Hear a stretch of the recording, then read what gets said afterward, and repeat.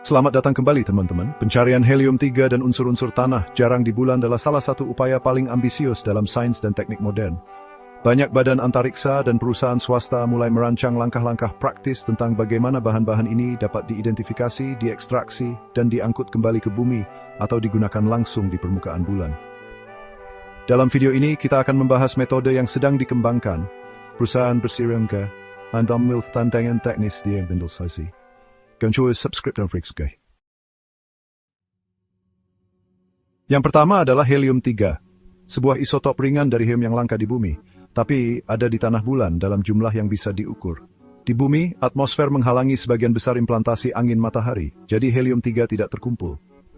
Bulan tidak punya perlindungan ini, yang memungkinkan partikel matahari menanamkan helium-3 ke dalam butiran regolith. Sampel Apollo menunjukkan kadar sekitar 20 bagian per miliar. Itu kelihatannya kecil, tapi di volume regolith yang besar, itu jadi kandidat sumber daya penting yang layak diteliti dengan cermat untuk penelitian energi di masa depan. Pengambilan helium-3 dimulai dengan memanaskan regolith untuk melepaskan zat-zat mudah menguap. Para peneliti di University of Wisconsin-Madison menguji pemanasan simulan mendekati 600 derajat Celcius dan mengukur pelepasan gas. Badan Antariksa Eropa melakukan percobaan serupa menggunakan sinar matahari terkonsentrasi untuk menggerakkan tungku yang mencapai suhu yang dibutuhkan. Gas yang dilepaskan dari regolith panas dialirkan melalui perangkap dingin dan kompresor. Kemudian diproses dengan pemisahan kriogenik karena helium-3 dan helium-4 memiliki tekanan uap yang sedikit berbeda pada suhu yang sangat rendah. Perbedaan ini memungkinkan isotop yang lebih ringan diperkaya untuk penyimpanan. Lingkungan bulan punya kelebihan untuk menyimpan barang dingin dibanding bumi. Kawah-kawah yang selalu gelap di dekat kutub suhunya di bawah minus 150 sampai minus 200 derajat Celcius. Daerah ini lebih dingin dari kulkas di bumi, jadi bisa menjaga bahan-bahan yang mudah menguap agar tidak banyak yang hilang. Tangki di daerah seperti itu bisa menyimpan helium atau hidrogen dengan sedikit tenaga. Sebaliknya, di daerah Khatulistiwa dan Lintang Tengah, suhunya bisa sangat dingin lalu sangat panas. Jadi butuh tangki yang dilapisi dan pendingin aktif. Ini berarti pemilihan lokasi sangat mempengaruhi desain dan keandalan tempat penyimpanan.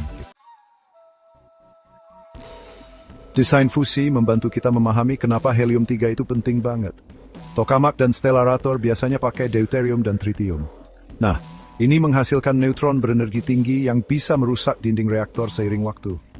Tapi reaksi deuterium dan helium-3 itu kebanyakan menghasilkan partikel bermuatan dan jauh lebih sedikit neutron. Artinya, kita butuh lebih sedikit pelindung, dan ini bisa bikin tantangan bahan jadi jauh lebih mudah. Perusahaan kayak General Fusion dan Commonwealth Fusion Systems sekarang fokus ke siklus deuterium dan tritium. Tapi mereka melihat helium-3 sebagai pilihan jangka panjang, kalau kita bisa atasi pasokannya. Memahami cara mengekstrak dan menyimpan helium-3 hari ini akan mempersiapkan kita untuk masa depan, saat konsep reaktor fusi sudah lebih matang. Unsur-unsur tanah jarang juga penting loh. Neodymium, praseodymium, europium, dan dysprosium itu penting banget buat magnet permanen, motor, turbin, sama elektronik canggih. Sampel Apollo ditambah survei orbit yang diterbitkan NASA nunjukin ada sedikit oksida tanah jarang di daerah mare dan dataran tinggi bulan.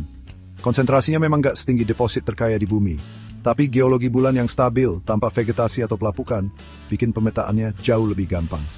Ada banyak kepentingan strategis di sini, karena tanah jarang mendukung perangkat keras energi dan komputasi yang penting, dan mendapatkannya dari bulan bisa bantu melengkapi atau bahkan melindungi rantai pipa untuk industri yang bergantung pada unsur-unsur ini. Memproses unsur tanah jarang dari regolith bulan dimulai dengan penggalian dan penghancuran. Penggali robot, yang idenya dari NASA, akan mengangkut tanah ke wadah pemrosesan.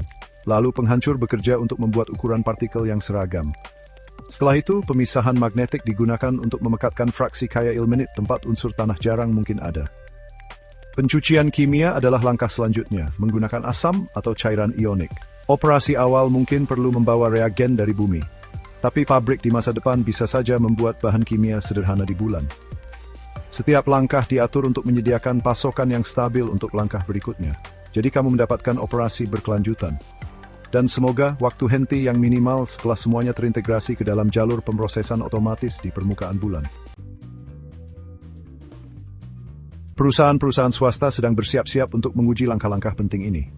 Di Jepang, eSpace giat mengembangkan ekskavator dan sistem pengangkutan untuk misi-misi awal tersebut.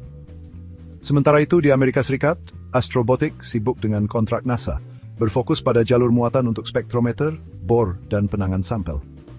Instrumen-instrumen ini bisa memetakan tanda-tanda unsur dan memberikan data lapangan untuk memvalidasi data dari orbit. Jadwal misi yang diumumkan oleh perusahaan-perusahaan ini termasuk penerbangan hingga tahun 2026, yang bertujuan untuk mempelajari tanah yang mengandung es dan batuan basal yang kaya mineral. Data dari misi semacam itu juga membantu penargetan unsur tanah jarang, karena instrumen yang sama mendeteksi berbagai tanda kimia yang berguna. Badan Antariksa Eropa sedang mengembangkan pemanfaatan sumber daya di tempat melalui elektrolisis regolit cair. Sinar matahari yang terkonsentrasi digunakan untuk melelehkan tanah di dalam wadah, lalu arus listrik memisahkan oksigen dari logam. Proses ini tidak hanya menghasilkan oksigen untuk menopang kehidupan atau bahan bakar, tetapi juga meninggalkan ampas logam. Analisis ampas ini menunjukkan adanya besi, titanium, dan aluminium dengan elemen-elemen langka. Sisa-sisa ini bisa dilebur kembali atau dikirim ke jalur pemisahan kimia untuk mengumpulkan elemen-elemen langka. Keindahan metode ini adalah menghindari penggunaan banyak bahan kimia berbasis air dan memanfaatkan sinar matahari sebagai sumber panas utama, mengurangi massa peralatan listrik yang diimpor untuk operasi awal tersebut. Program Artemis NASA menggunakan kerangka Commercial Lunar Payload Services untuk mendanai eksplorasi dan demonstrasi teknologi. Instrumen, termasuk spektrometer neutron, digunakan untuk mendeteksi hidrogen, sementara bor mengumpulkan sampel, dan spektrometer massa menganalisis zat volatil. Robot penjelajah kutub, penyelidik zat volatil atau Viper, akan memetakan wilayah kutub selatan. Fokus utamanya adalah es air, tapi pengeboran dan pengambilan sampelnya memberikan contoh untuk muatan di masa depan yang akan memeriksa kandungan mineral. Integrasi instrumen ini menunjukkan bagaimana misi eksplorasi menciptakan jalur langsung menuju identifikasi sumber daya dan penempatan pabrik percontohan. Helium-3 industri membutuhkan pemisahan isotop pada suhu kriogenik. Tim di Oak Ridge National Laboratory menjelaskan sistem di mana campuran helium didinginkan di bawah 3 Kelvin, sehingga perbedaan tekanan uap yang sangat kecil memungkinkan pengayaan bertahap. Pabrik di bulan akan mengompres aliran gas, melewatkannya melalui penukar dan pemisah kriogenik, dan mengedarkannya dengan pompa berkehilangan rendah. Daya terus-menerus dan isolasi termal diperlukan. Panel surya ini disimpan untuk reaktor nuklir kecil dapat stipel. Desain ini harus beroperasi selama bulan-bulan yang panjang di mana suhu dan permintaan daya sangat bervariasi. Mengangkut bahan juga tantangan lain. SpaceX mengurangi biaya peluncuran dengan memakai ulang Falcon 9 dan sedang menguji Starship untuk muatan berat. Rantai pasokan di bulan bisa memuat gas yang sudah diolah ke dalam dewar dan konsentrat mineral ke dalam kontainer, lalu mengangkatnya ke pendarat kargo dan memindahkannya ke gudang di orbit. Tahap kapal tanker akan mengirim ke orbit bumi untuk masuk kembali atau ditangkap. Blue Origin sedang mengembangkan pendarat kargo Blue Moon untuk operasi di permukaan. Sistem logistik ini menjadi tulang punggung ekonomi pertambangan, menghubungkan lokasi penambangan dengan tujuan untuk penelitian atau industri. Penggunaan produk lokal bisa membuat ekonomi lebih baik. Helium-3 bisa dipakai untuk sumber neutron dan alat penelitian kecil. Logam tanah jarang bisa jadi magnet permanen untuk motor dan penggerak. Peneliti di MIT Lincoln Laboratory menunjukkan bahwa substrat elektronik cetak menggunakan simulasi tanah bulan itu mungkin. Kalau logam tanah jarang bisa dicampur jadi bagian magnet atau optoelektronik di sana, lebih sedikit rakitan yang perlu dikirim dari bumi. Ini mengurangi berat dan mendukung operasi yang lebih lama. Jadi pembuatan barang secara lokal adalah strategi utama untuk kegiatan di bulan yang berkelanjutan dan mendukung infrastruktur eksplorasi yang terus berjalan. Biayanya masih sangat tinggi. Mesin-mesin itu harus tahan vakum, radiasi, dan debu, yang bukan hal mudah. Perawatannya butuh sambungan yang tertutup rapat dan desain modular, membuat semuanya jadi sedikit lebih rumit. Analisis di Science Advances memperkirakan rentang harga yang lebar untuk titik impas helium-3 dan menekankan ketidakpastian dalam konsentrasi dan hasil pemrosesannya. Kadar tanah jarang juga lebih rendah dari biji bumi, yang menambah tantangan lain. Tapi, ada juga keuntungan lain seperti nilai strategis dan kemampuan untuk menggunakan hasil sampingan, seperti oksigen dan logam di sana. Hasil sampingan ini membantu menyeimbangkan ekonomi dengan menyediakan propelan dan bahan bangunan, mengurangi ketergantungan pada rantai pasokan mahal dari bumi. Badan Antariksa Jepang, JAXA, sedang mengembangkan akses yang sangat akurat. Smart Lander untuk menjelajahi bulan menunjukkan pendaratan yang sangat tepat untuk mengurangi jarak tempuh. JAXA juga mendukung bor kecil dan spektrometer massa untuk mendeteksi zat yang mudah menguap. Sistem-sistem ini terintegrasi dengan misi Artemis dan ESA. Ketepatan itu penting karena bisa mengurangi kerusakan alat dan kebutuhan energi. Ini memungkinkan sistem tenaga yang lebih kecil untuk mencapai hasil yang sama. Akses yang efisien berarti penjelajahan bisa diselesaikan dengan sumber daya yang lebih sedikit, yang mempercepat waktu dan menurunkan biaya untuk pabrik-pabrik pertama yang mencoba ekstraksi terpadu helium-3 atau tanah jarang. Memanaskan regolit untuk melepaskan helium-3 butuh perencanaan energi yang matang. Pusat Dirgantara Jerman meneliti konsentrator surya yang mengikuti matahari dan memfokuskan cahaya ke ruang reaktor. Penerima berlapis keramik menyerap cahaya dan memindahkan panas ke regolit yang bergerak. Percobaan dengan simulan membuktikan bahwa suhu target bisa dicapai dengan ukuran cermin yang praktis. Desain harus tahan debu dan perubahan suhu yang ekstrem. Ini tantangan besar. Fitur mekanisnya termasuk gimbal, pelindung, dan radiator. Tungku konsentrator mungkin mengurangi massa dibandingkan pemanas listrik, menjadikannya pilihan menarik untuk pabrik percontohan awal yang mencari kinerja hemat energi. Kimia tanah jarang punya tantangan unik. Unsur-unsur ini tersebar dalam konsentrasi rendah, jadi sistem harus memproses dalam jumlah besar. Colorado School of Mines meneliti cairan ionik sebagai pengekstraksi yang bekerja dengan lebih sedikit air dan bisa diatur untuk memilih ion. Percobaan dengan simulasi menunjukkan harapan, meskipun peningkatan skala membutuhkan wadahan korosi dan pemulihan siklus tertutup untuk meminimalkan pasokan ulang. Otomatisasi itu penting karena waktu kru terbatas. Sensor yang kuat dan kontrol tahan kesalahan akan dibutuhkan. Sistem-sistem ini mewakili tahap selanjutnya dari pekerjaan laboratorium sebelum diterapkan di lingkungan luar angkasa. Pengendalian debu itu penting banget biar alat-alatnya awet. Debu di bulan itu tajam, bermuatan listrik, dan bikin aus. NASA sudah coba layar elektrostatis yang bisa bersihin debu dari permukaan. Honeybee Robotics merancang alat gali yang tertutup rapat dan konveyor yang juga tertutup biar debu nggak gampang masuk. Kunci vakum di titik transfer bisa bantu area pemrosesan tetap bersih. Setiap langkah ini memang bikin alatnya tambah berat, tapi bisa ngurangin biaya perawatan dan waktu henti. Mengurangi debu secara efektif itu penting banget biar operasi bisa berjalan aman dan lama. Kalau nggak gitu, kinerja peralatan bakal cepat menurun di kondisi yang bikin aus dan lengket, yang cuma ada di permukaan bulan. Jadwal dibagi menjadi jangka pendek, menengah dan panjang. Pekerjaan hingga 2026 akan fokus utama pada pemetaan, pengeboran, dan oven yang mengukur penggunaan energi dan hasil gas.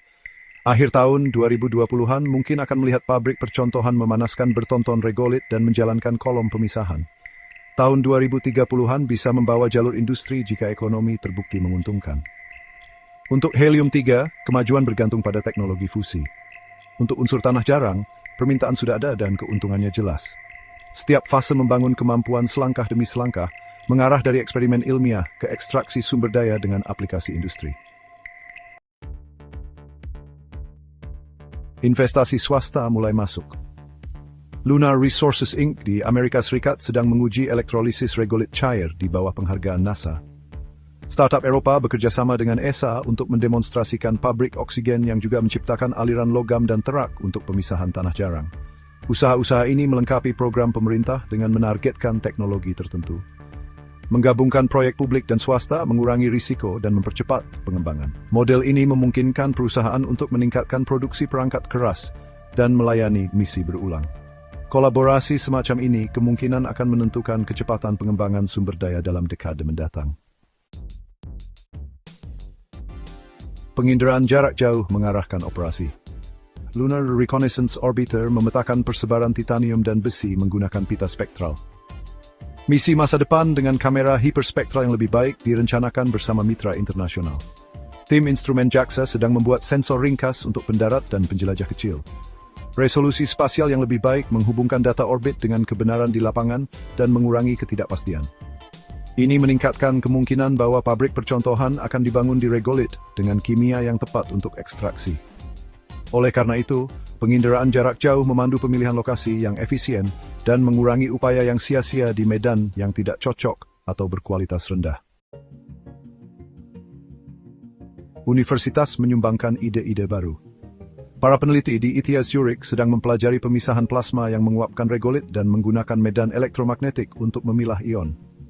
Meskipun cukup boros energi, metode ini bisa melewati kimia air dan menghasilkan aliran unsur yang bersih. Kemajuan dalam superkonduktor dan elektronika daya yang lebih efisien dapat menurunkan biaya energi. Kolaborasi dengan fasilitas SA dan laboratorium nasional mendukung kemajuan di bidang ini. Tempat uji coba di darat yang mensimulasikan vakum dan suhu bulan dapat membantu mengevaluasi keandalan. Kemitraan universitas juga membantu memperluas jangkauan konsep yang sedang dievaluasi, sehingga lembaga dan perusahaan dapat memilih yang paling menjanjikan untuk ditingkatkan. Helium-3 harus dipertimbangkan dengan harapan yang realistis. ITER dan proyek fusi besar lainnya masih fokus pada deuterium dan tritium, yang memiliki dasar eksperimen yang jauh lebih kuat. Meski begitu, mengembangkan metode ekstraksi dan penyimpanan sekarang akan membangun pengalaman teknis yang mungkin bisa diterapkan nanti. Upaya logam tanah jarang, di sisi lain, memiliki kegunaan yang lebih langsung, karena pasar yang ada membutuhkan magnet dan katalis. Program Yembang yang menghasilkan oksigen, logam, dan sejumlah kecil logam tanah jarang untuk komponen dapat menunjukkan operasi yang berkelanjutan. Pendekatan seperti itu menilai bahkan sebelum fusi helium-3 menjadi mungkin. Penyimpanan helium-3 butuh tangki khusus. Laboratorium Nasional Oak Ridge merancang wadah kriogenik dengan isolasi berlapis-lapis dan kap kebocoran rendah untuk penyimpanan jangka panjang. Di bulan, tangki-tangki seperti itu akan ditempatkan di gundukan terlindung dekat pabrik pengolahan dan terhubung ke jalur transfer yang memuat dewar ke pendarat. Instrumen akan melacak tekanan, aliran, dan persediaan. Setiap kehilangan itu mahal, mengingat sulitnya proses penambangan. Prosedur operasi sangat menekankan pengisian yang terkontrol, pendinginan yang hati-hati, dan pemeriksaan persen berkala untuk memastikan penyimpanan yang aman dan penggunaan sumber daya helium-3 yang efisien. Pertimbangan strategis mendorong banyak program loh. Komisi Eropa sudah menekankan pentingnya mengamankan pasokan rare earth tanah jarang buat energi dan komputasi. NASA dan badan-badan mitranya menyusun Artemis Accords untuk menetapkan aturan main dalam kegiatan sumber daya yang bertanggung jawab. Standar untuk berbagi data dan manajemen lalu lintas bisa mengurangi risiko. Kelompok industri bisa menetapkan antarmuka umum untuk transfer kargo. Kerangka kerja ini membantu memastikan keamanan sambil memungkinkan persaingan dan inovasi.